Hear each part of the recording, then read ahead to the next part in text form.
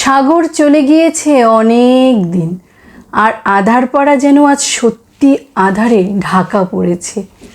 আধারপাড়ার মানুষ তাদের দৈনন্দিন কাজ চালিয়ে নিয়ে যাচ্ছে যেন এক আতঙ্কের মধ্য দিয়ে। এই রাজারানীর আত্মা যেন তাদের পিছুই ছাড়ছে না। তবু জীবনের তাগিদে তাদের বাইরে বের হতেই হয়, কর্মের তাগিদে তাদের বাইরে আসতেই হয় আতঙ্কের ভিতর দিয়ে।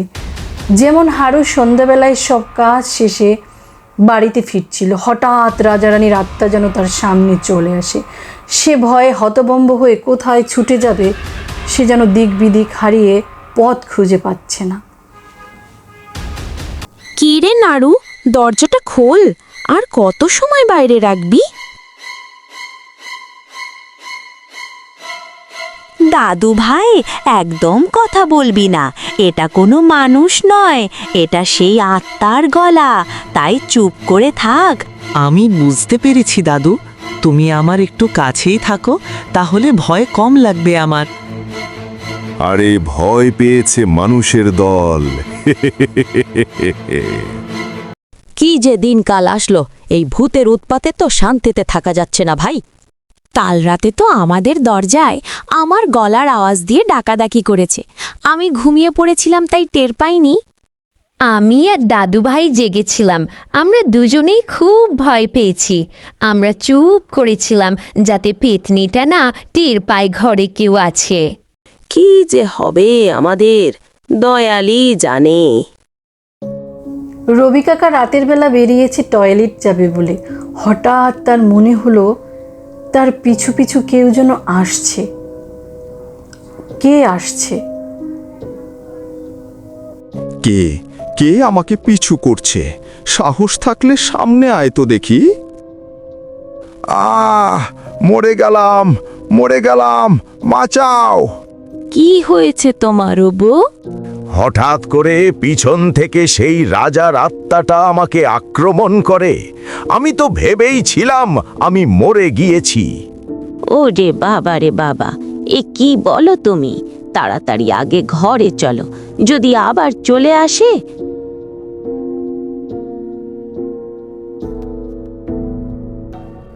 ওগো, তোমার কি এখন একটু ভালো লাগছে? আমি তো খবর পেয়েই ছুটে এসেছি। কিভাবে এসব হলো কাকা? তুমি যে সাহসী মানুষ, তোমার সাথে এমন ঘটবে ভাবতেও পারিনি। দাদা, কি দিয়ে কি হলো একটু খুলে বলো তো, শুনতে পেয়েই ছুটে এলাম। আমাদের আর শান্তি নেই। আমিও তো শুনে দৌড়ে এলাম। কি হলো? আরে ভাই বলিস না, আমি একটু টয়লেটে যাওয়ার জন্য বের হয়েছিলাম, তখন মনে হলো কেউ আমার পিছু নিচ্ছে। যখনই হাঁক দিলাম কে, তখনই রাজার আত্মা আমার উপর একটা কুড়াল দিয়ে কোপ ছুড়ল। আমি পড়ে গেলাম, কিন্তু পরে দেখি আমার কিছু হয়নি। ওর আসল উদ্দেশ্য আমাদের ভয় দিয়ে দিয়ে মারা। ঠিক বলেছ দাদা, জানি না আর কতদিন আমাদের এভাবে ভয় নিয়ে বাঁচতে হবে। কোনো একটা উপায় যদি বের করতে পারতাম।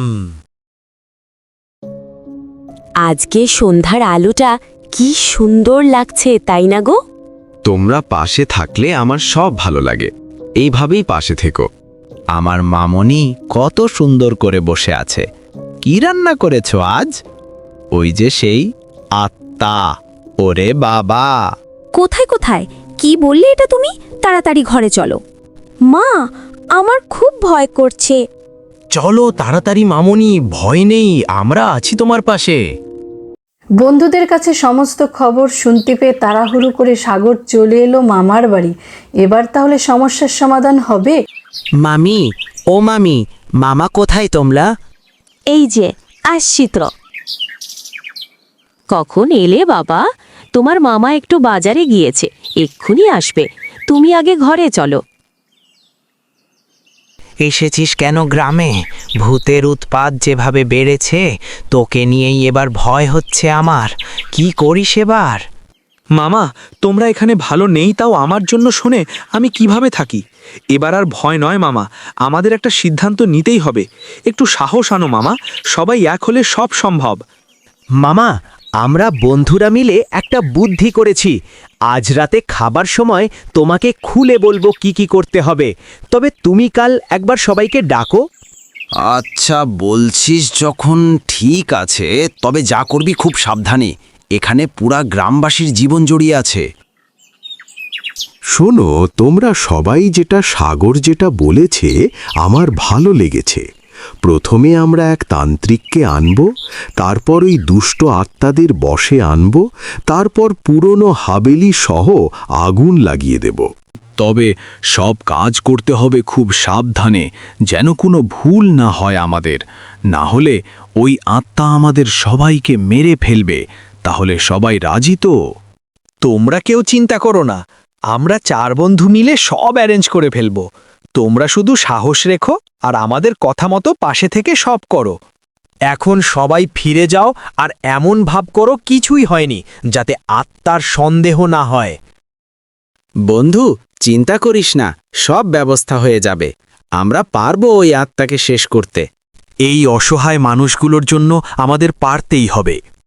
চল, এখন থেকেই সব অ্যারেঞ্জমেন্ট শুরু করি, আর বসে থাকলে চলবে না। আমাদের এর শেষ দেখেই ছাড়ব, হয় ভূত জিতবে, না হয় আমরা। এবার সাহসের সাথে সবাই একসাথে মিলে এগিয়ে চলেছে তাদের সমস্যার সমাধান করতে। এবার তারা সমাধান করেই ছাড়বে। আয় আয়, কোথায় তোরা? এক্ষুনি এখানে আসবি। ইরিং বিরিং ছু।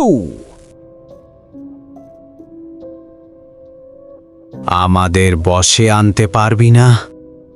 ইরিং তিরিং ছু, বসে আয় ভু, ছু ছু ছু। না না, ছেড়ে দাও, আমরা চলে যাব অনেক দূরে।